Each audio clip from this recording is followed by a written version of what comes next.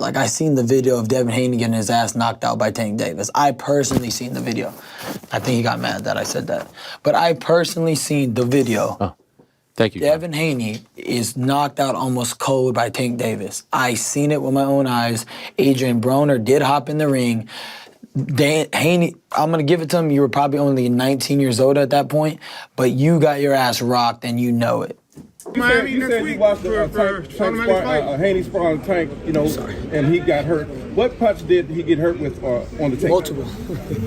Ryan, he got cracked and then Tank took off on him. Was it a sequence of punches? Yeah, it was a lot of punches. Ryan, now, I'm sure by now we've all seen the skirmish between Ryan Garcia and Devin Haney a couple weeks ago, where they were talking trash and pushing each other back and forth, and Devin slapped Ryan in the back of his head. Ryan choked Devin, grabbed him by his neck, and they exchanged some trash talk back and forth. Well, one of the biggest points that people were talking about from that video was Ryan Garcia mentioning that Floyd Mayweather showed him a clip of the sparring session at the Mayweather gym between Gervonta Tank Davis and Devin Haney, with Ryan saying, I saw the clip, I saw the video, I saw Tank rock you, like he said, and Adrian Broner hop in the ring.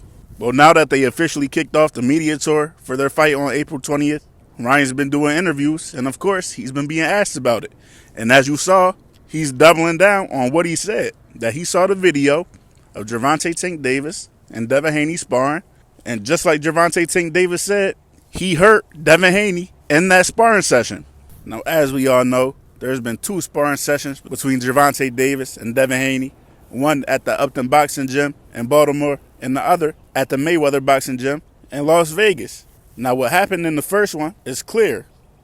Bill Haney already confirming that he had to pull Devin out of the ring before he got hurt. Bill mentioned that Devin would have kept going if he allowed it, but Bill decided that he saw enough and what he needed to see and pulled Devin out the ring before he got hurt. The second sparring session is where things start to get funny. The end result is clear. Everybody has the same story of the end result because it's easy. There was money bet, and one team walked away with the money, which was Team Devin Haney. But what actually happened in the sparring is a debate. You got one side, and Devin Haney's side, Devin Haney, his father Bill Haney, and his former coach Floyd Mayweather Sr., saying that the sparring wasn't even competitive.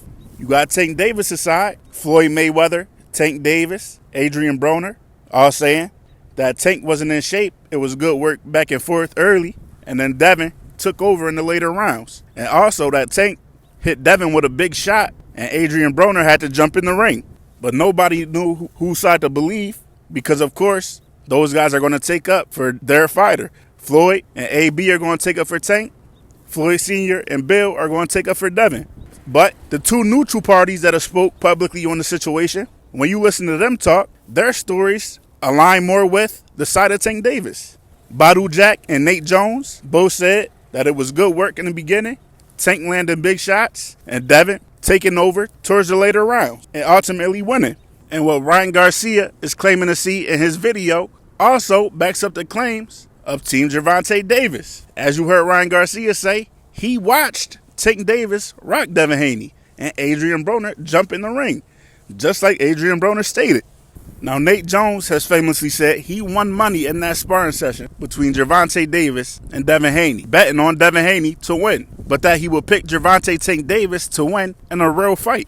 Now, Devin Haney fans are going to ask why this matters, why does sparring matter, blah, blah, blah, this and that.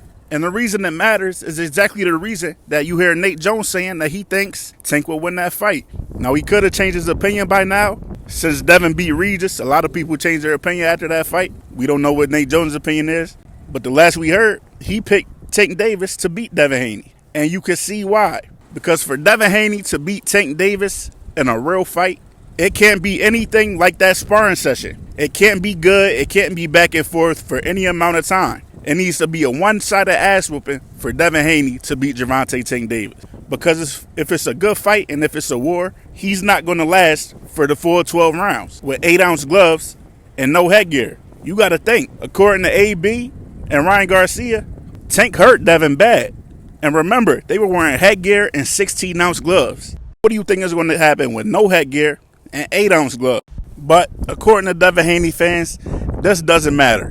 It doesn't matter that he could hurt him with 16-ounce gloves and headgear because, as I said, Team Haney walked away with the money.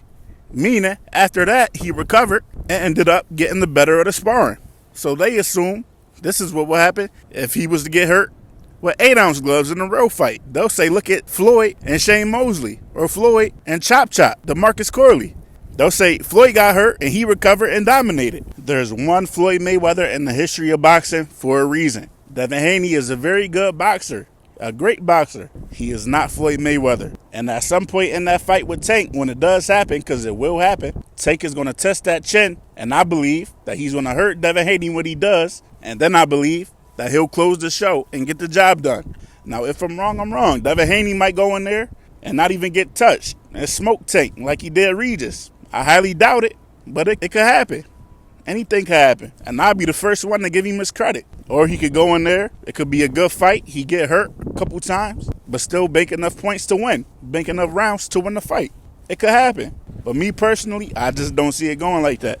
Now, of course, Devin is fighting Ryan Garcia on April 20th at the Barclays Center in Brooklyn in a good fight, in which I see Devin finally getting a stoppage. He ain't had one since 2019. I'm picking Devin Haney to get a stoppage over Ryan Garcia. And I think it's going to look identical to his last knockout against Antonio Moran, where he brought that bitch from his kneecap. He brought that bitch from his kneecap to get that knockout. And that's the last one he got. But I think he's going to try that same punch on Ryan Garcia. And I think he's going to put Ryan Garcia to sleep. That's how I see the fight going. I could be wrong, but we'll see. And for Tank, it was just announced that he'll be in a very, very tough fight with Frank Martin. I'm telling y'all now, I'm seeing too many people sleeping on Frank Martin. I don't like it. As a Tank fan, it's making me nervous for Tank. But I got faith in Tank. I got faith in his coaches, Kenny Ellis and Calvin Ford, to come up with a game plan to get the job done. And like I said in my last video, I'm not sure if I could see Frank Martin getting knocked out.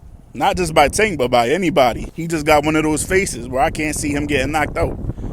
So I'm picking Tank to win a decision over Frank Martin in a very tough fight. And after that, we'll see where they go. They ain't get around to it this time to make the fight happen. We'll see. And this next go round probably won't happen again, but we can hope. That's what I got for y'all. I'm out.